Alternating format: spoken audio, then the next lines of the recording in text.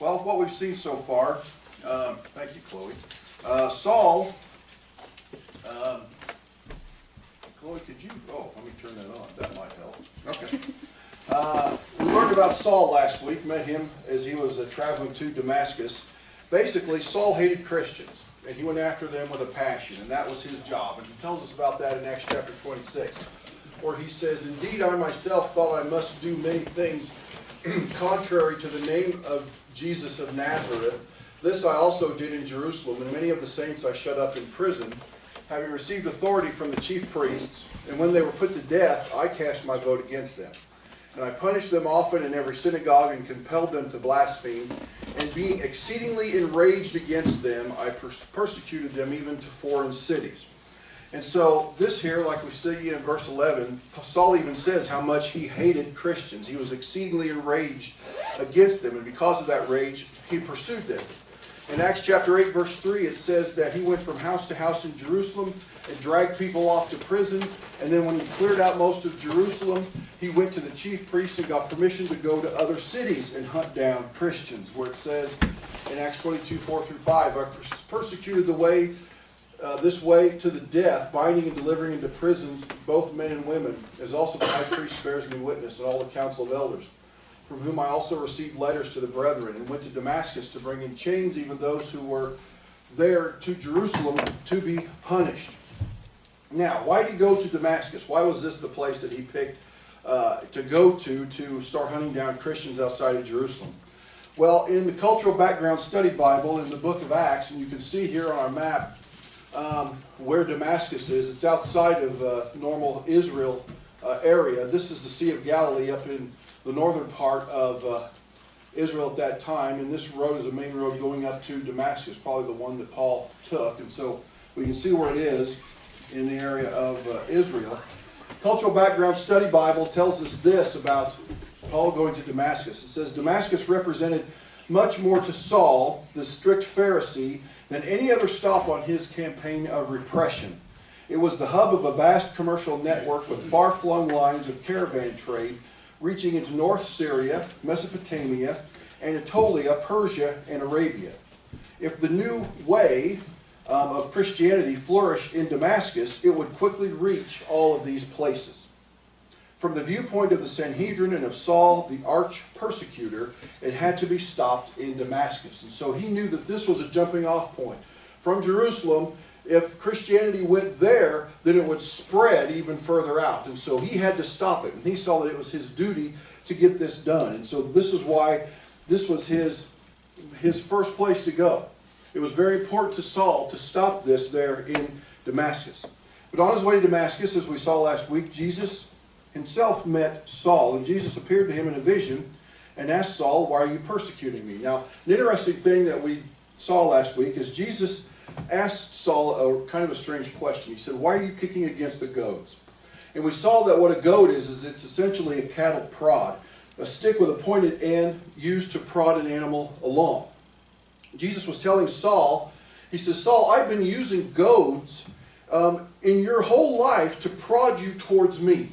Because I've been using different things in your life to try and get you to see that I am the truth and I am the way and that you need to follow me." And he says, but all you've been doing is fighting against those goads. We call them things like promptings or things like planting seeds in the life of a person. But Jesus said, I was trying to prompt you to follow me, and he says, you just kept kicking against them and fighting against them. And we can see some different things in his life, like the martyrdom of Stephen, where Saul was the one who was overseeing and giving approval of that. That was a witness to him. He saw the faith of Stephen. He saw how he was willing to give his life. He saw that Stephen saw Jesus when he was dying. So that was a witness to him, and that was a goad prodding him towards the truth. The testimony of the Christians that he hunted down. Paul heard the gospel over and over and over again. But instead of following it, he kicked against it. And the faithfulness of these Christians was a witness. So this shows that Jesus had been pulling Saul toward himself for quite a long time. And Saul had been resisting it. And so Jesus appeared to him and basically said to him, why are you fighting this? You need to follow me instead of fight against me. And so the first thing that Jesus tells him to do then is to go on to Damascus. And he says in verses 6 through 9, so Saul, trembling and astonished, said, Lord, what do you want me to do? And the Lord said to him, arise and go to the city, and you will be told what you must do. And Saul arose from the ground, and when his eyes were opened, he saw no one. But they led him by the hand and brought him into Damascus, and he was 3 days without sight, and he neither ate nor drank. So Paul goes into Damascus. He waits for someone to tell him what to do next. And that's what he's doing. He's sitting around for 3 days. He's praying. He's not eating. He's not drinking. And he's just waiting. Well, Jesus sends somebody, and that's this guy named Ananias, to go speak with Paul.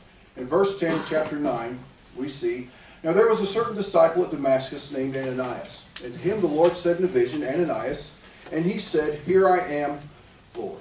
Now, Ananias was a true servant of Jesus. Ananias was a faithful believer. Paul's account of the story in Acts chapter 22 gives us a little more insight into who Ananias was. So he says, then a certain Ananias, a devout man according to the law, having a good testimony with all the Jews who dwelt there, came to me, and he stood and said to me, Brother Saul, receive your sight.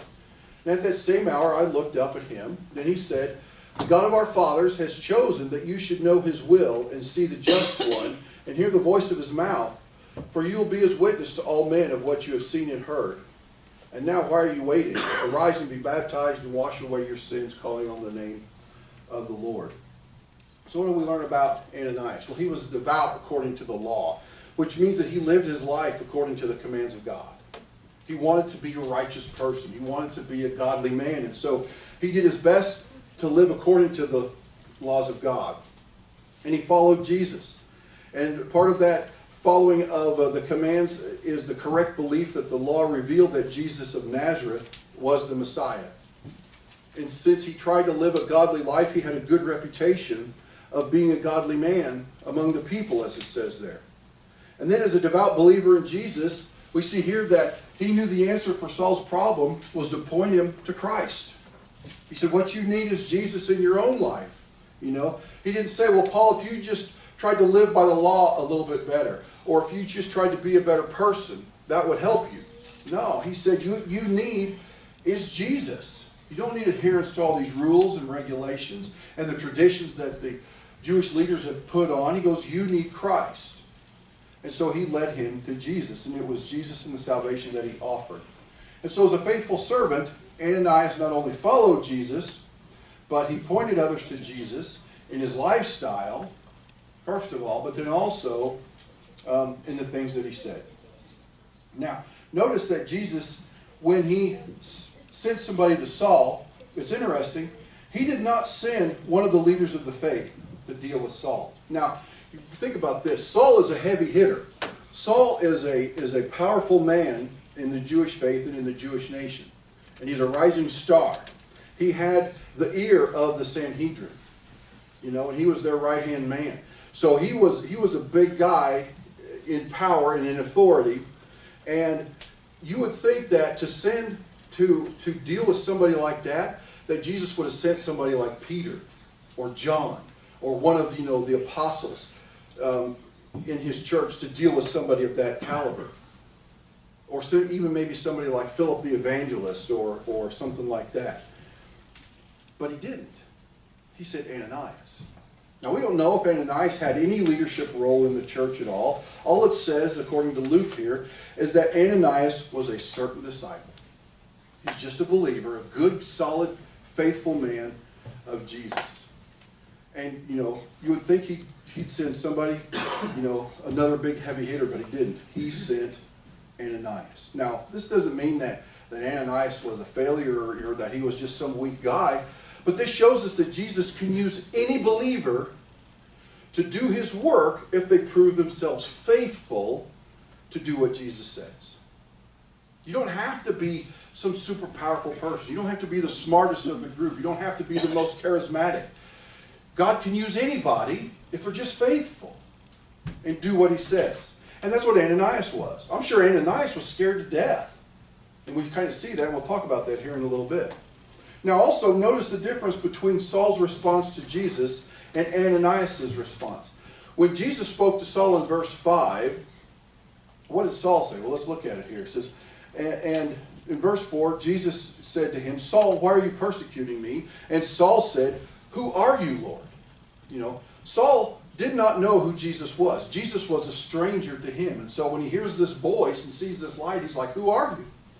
But when Jesus spoke to Ananias, Ananias' answer wasn't, who are you? He said, here I am.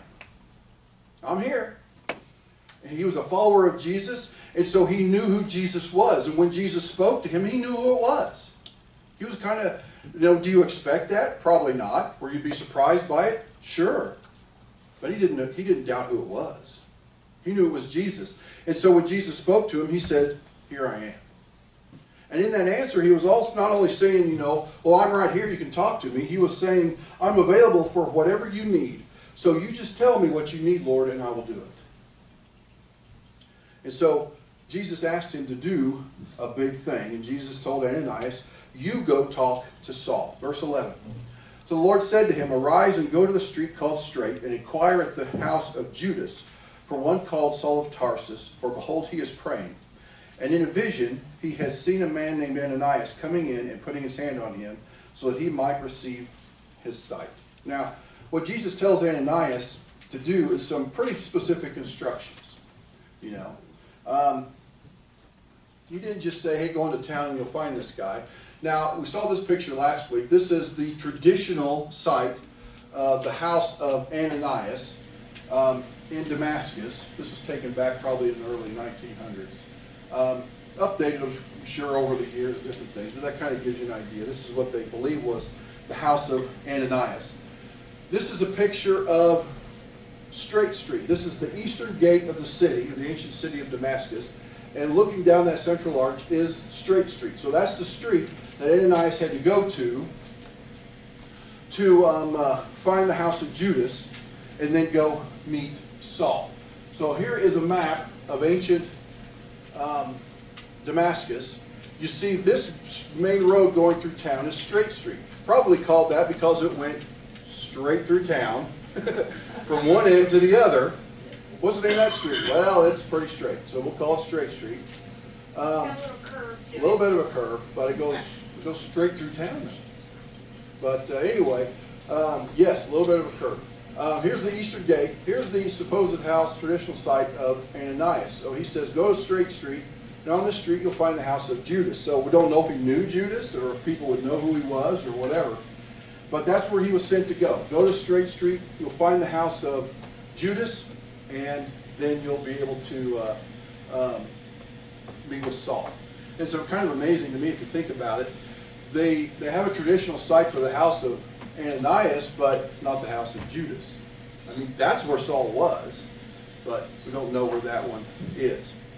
But anyway, the Straight Street with the curve, as Charlie pointed out to us, we appreciate that. Very good observation.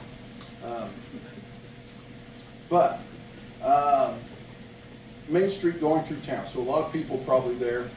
And he was told that when he gets there, there'll be a man named Saul of Tarsus. And Saul is praying to Jesus. And Saul is blind, and he says, when you get there, lay hands on him and pray for him, and he'll receive his sight. So he got everything he needed to know, pretty specific instructions. And so Ananias knows what Jesus wants him to do. There's not a lot of confusion, except the fact that Jesus wants him to do it in the first place. Because Ananias is going, wait a minute, don't you know who this guy is? And so Ananias doesn't really like that Jesus asked him to do this. It kind of reminds him of that. And he says in verse 13, then Ananias answered, Lord, I've heard from many about this man, how much harm he has done to your saints in Jerusalem. And here he has authority from the chief priests to bind all who call on your name. Now, this might be a little dramatic, a little more of a, I don't know, maybe an over-the-top example. But imagine if you were a Jewish person in Germany, in World War II, maybe in Berlin, and God spoke to you and you're hiding out, and God spoke to you to go down the street to a neighbor's house, and in that house is a man named Adolf Hitler, and he says, go pray with that man. You probably would think, Lord, you're crazy. I'm not going to go pray with Adolf Hitler. You know, he'll kill me right away. I won't even get near it. Why would I do that? You know, that might be kind of what's going through Ananias' mind. You know, this man Saul is a Christian hunter. That's what he does. He's hunting us down just because we claim to be a believer in Jesus.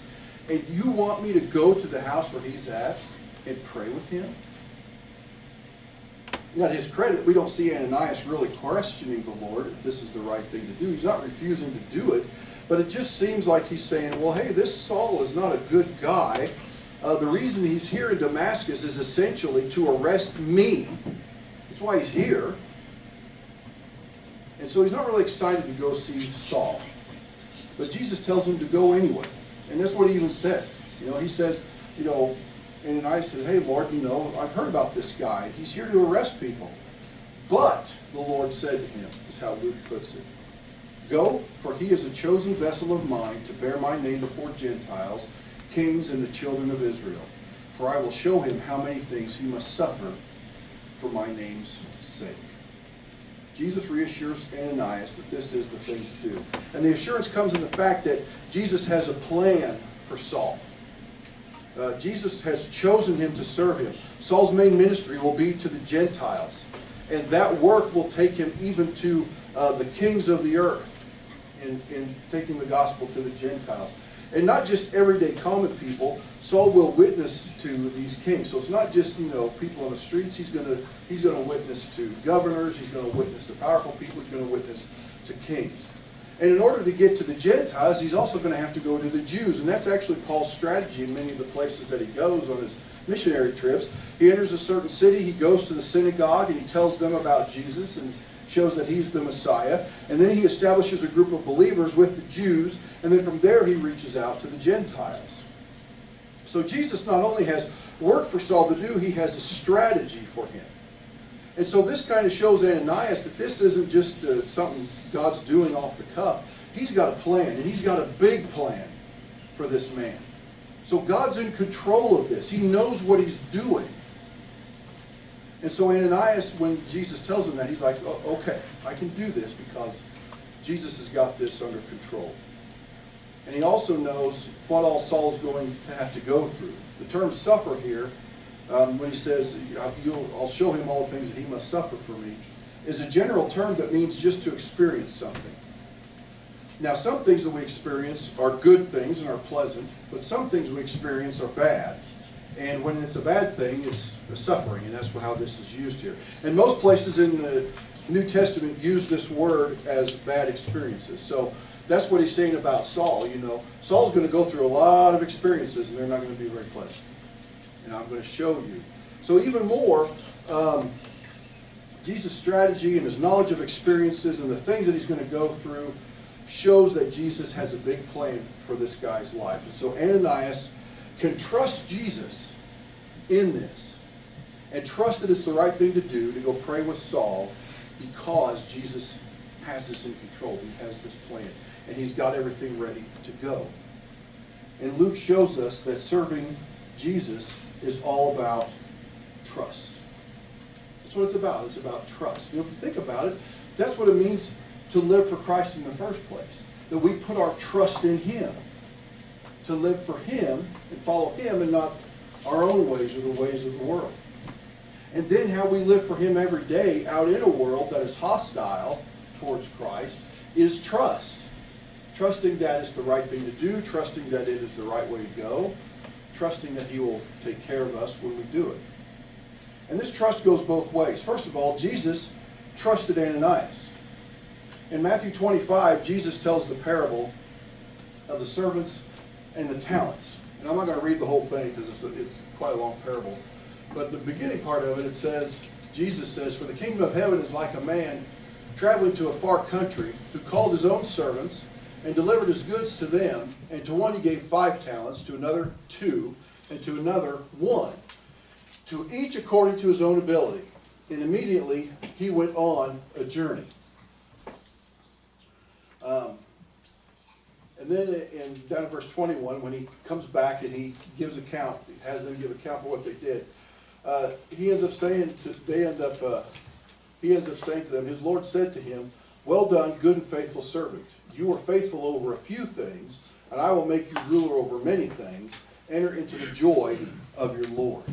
Now notice here that it says that he gave to each according to his ability. And so this man had an idea of how much each servant could be trusted because of what they've already done for him.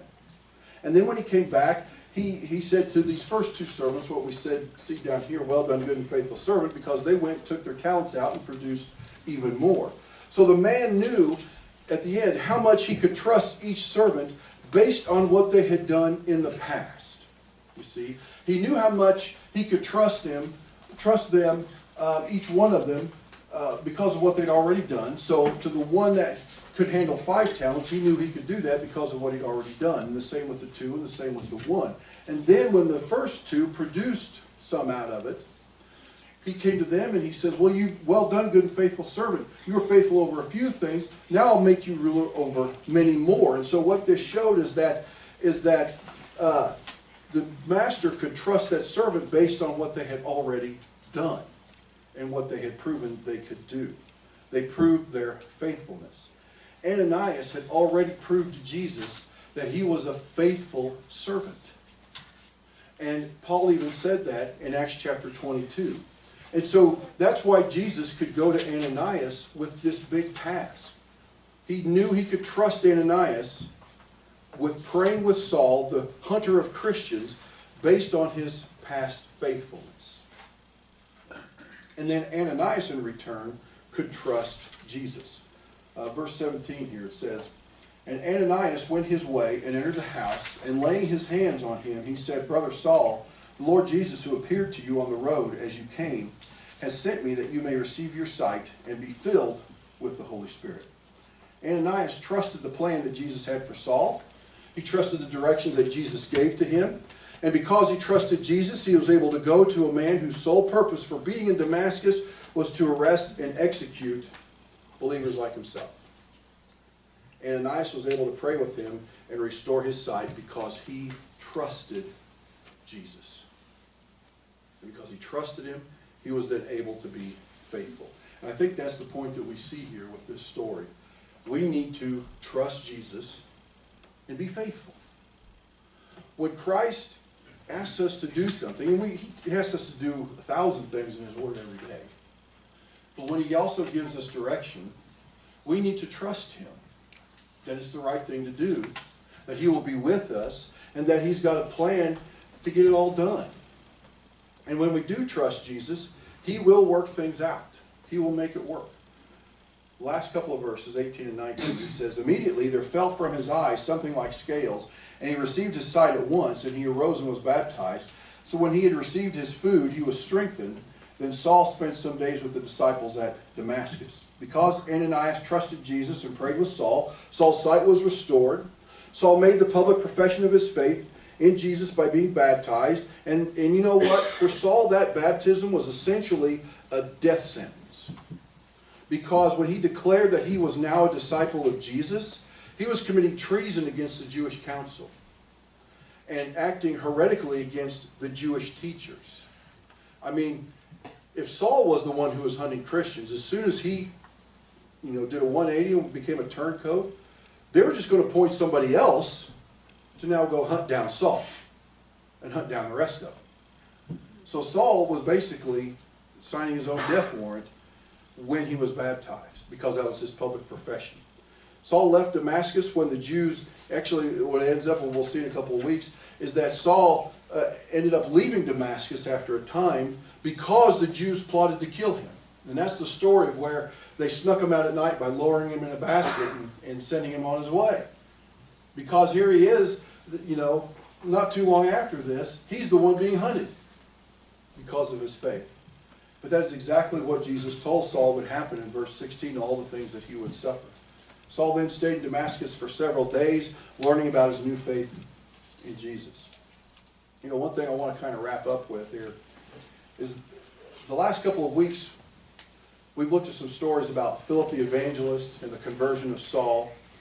And we've seen that God does most of the work when it comes to bringing someone to Christ. We're talking about witnessing and about sharing our faith. And we especially see this in the conversion of Saul. You know, a lot of times we overwhelm ourselves with the thought of being witnesses of Jesus, that it's too much to do.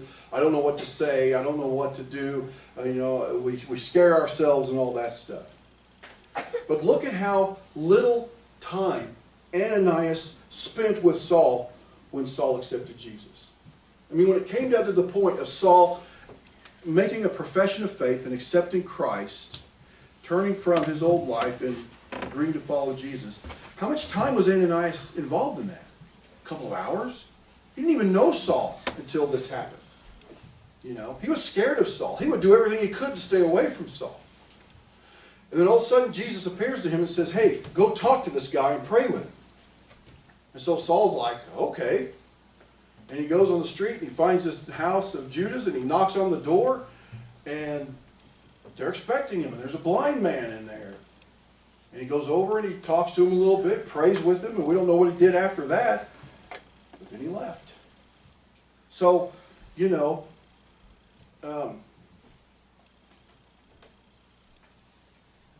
he didn't spend a lot of time.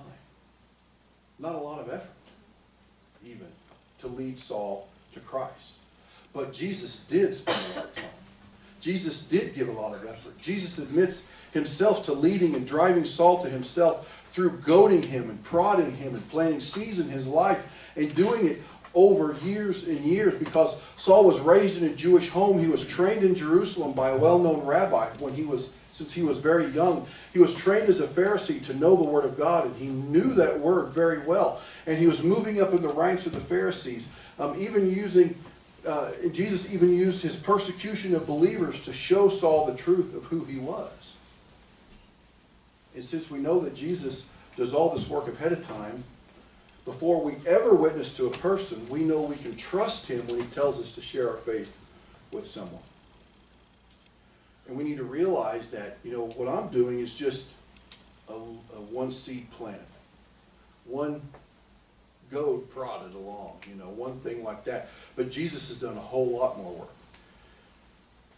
You know, and so we can trust Jesus if he leads us to share our faith with somebody, even if that person that we're sharing our faith with is an enemy. Even if that person we're sharing our faith with is someone we don't like, or someone we don't get along with, or someone that's going to get mad at us. Because Jesus has been doing a lot more work than we have.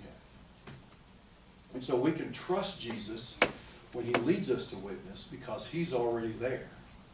He's already doing it. And we don't have to worry about what we're going to say and how we're going to do it, because he's already got them ready. Because Ananias trusted Jesus, he was able to go and pray with Saul. So here's what we need to do. Trust Jesus and just be faithful in whatever we do.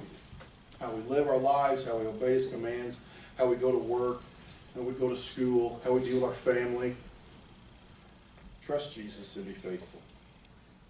You know, Jesus told Ananias to do something very serious with someone very dangerous. He was nervous, but he trusted Jesus, that Jesus would not lead him astray, so he was able to do what Jesus asked him. When he did, Saul repented and accepted Christ. So we need to be faithful and trust Jesus as well. And I think we'll see some good results of that.